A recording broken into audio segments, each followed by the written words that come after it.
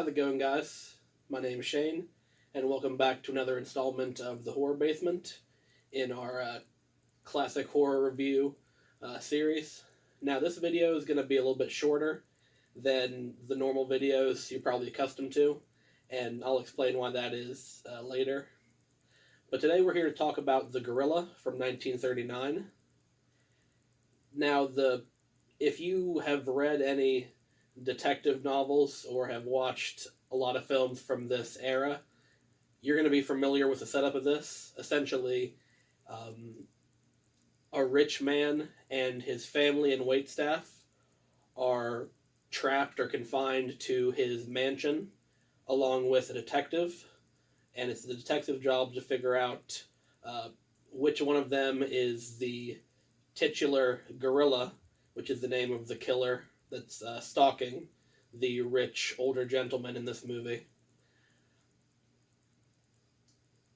So it's never really explained why the killer is called the gorilla. There's a throwaway line about how he's viciously attacks his victims and hence gorilla.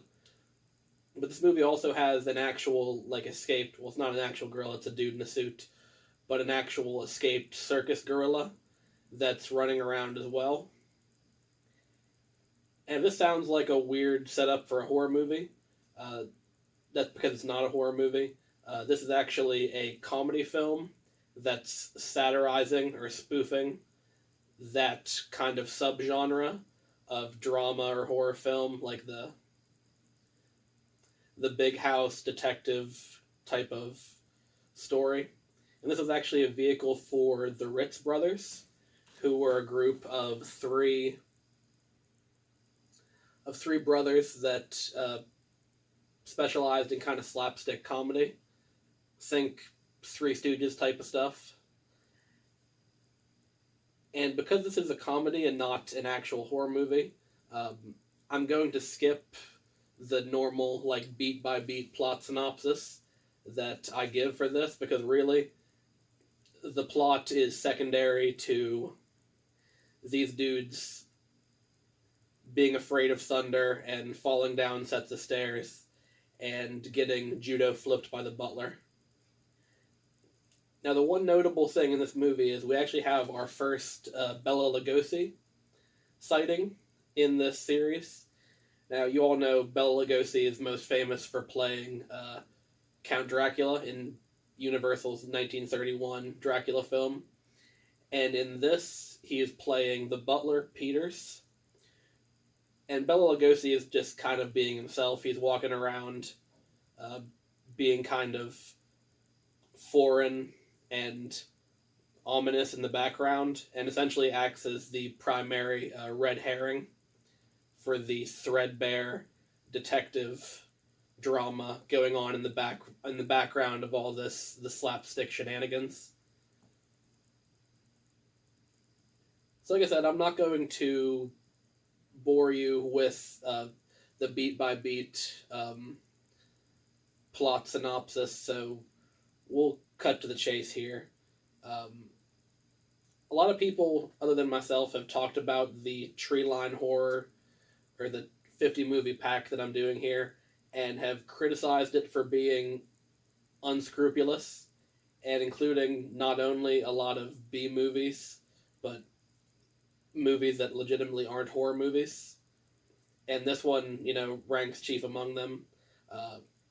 In all likelihood, they included this because the title, just The Gorilla, sounds like a horror movie, and it includes Bela Lugosi, so they want to add the number of movies that have Lugosi or Karloff or Lon Chaney Jr. and Sr. in it to kind of entice the viewer or entice the consumer into purchasing it.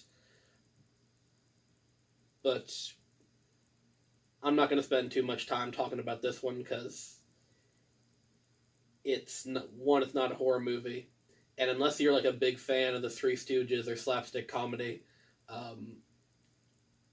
you probably won't enjoy this. So at the beginning, when the Ritz brothers first show up and they're when they're, jumping every time the thunder strikes or thunder claps outside, or when they're, giving Bela Lugosi the,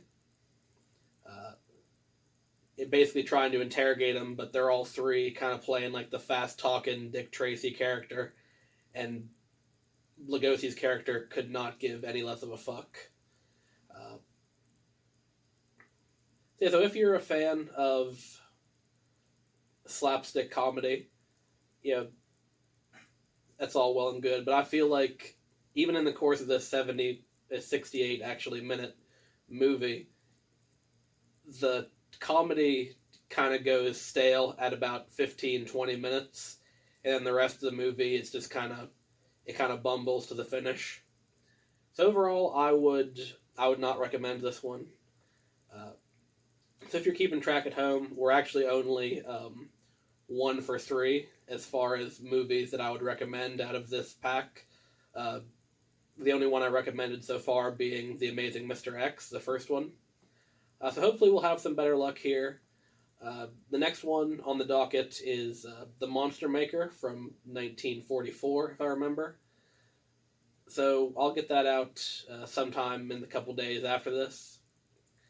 But if you enjoyed this video, I just ask you to check out my previous videos. They're more long-form reviews. And just give this a like and share the video. And subscribe, smash that bell, and I'll see you all in the next one. Thank you.